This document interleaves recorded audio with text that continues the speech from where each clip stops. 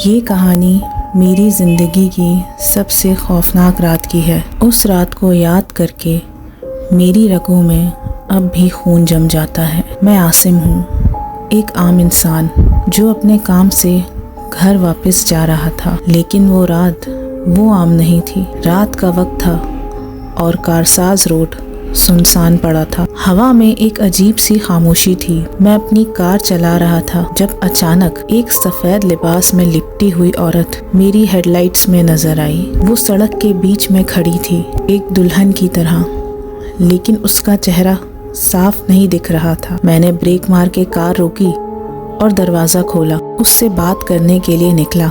आप ठीक हैं? इतनी रात को यहाँ क्या कर रही हैं? मैंने संभल कर पूछा। उसने धीरे से अपना चेहरा ऊपर किया। उसकी वो आंखें अजीब थीं।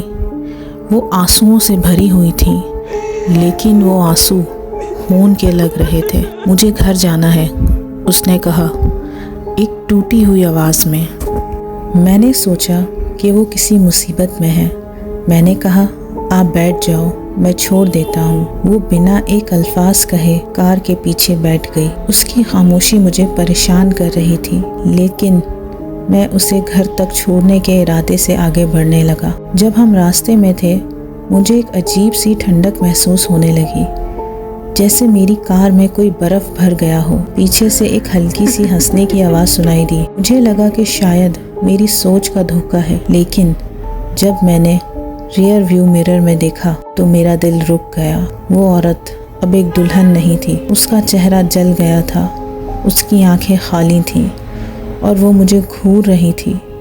उसके होंठ हिल रहे थे, जैसे कुछ कहना चाहते हो। क्या तुम भी छोड़ दोगे मुझे जैसे उसने छोड़ा था? मैंने घबरा कर कार रोकी और पीछे देखा, लेकिन वो वहाँ नहीं थी। मेरी सांस रुक गई थी। मैं डर के मारे कार से उतर गया और रोड के किनारे खड़ा हो गया। तब मुझे पीछे से उसकी चीख सुनाई दी।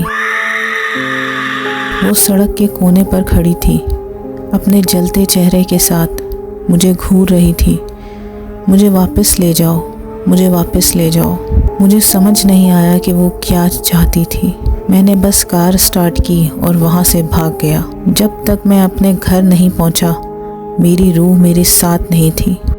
कहते हैं कि वो दुल्हन अपनी शादी की रात कारसाज रोड पर एक एक्सीडेंट में मर गई थी। उसका दूल्हा जिंदा बच गया था।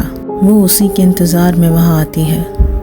हर रात मुझे उसकी आवाज़ सुनाई देती है। जो भी कारसाज की रोड से गुजरता है, एक बात ज़रूर याद रखे, वो दुल्हन अब भी अपनी बारात का इंतज़ार कर रही है।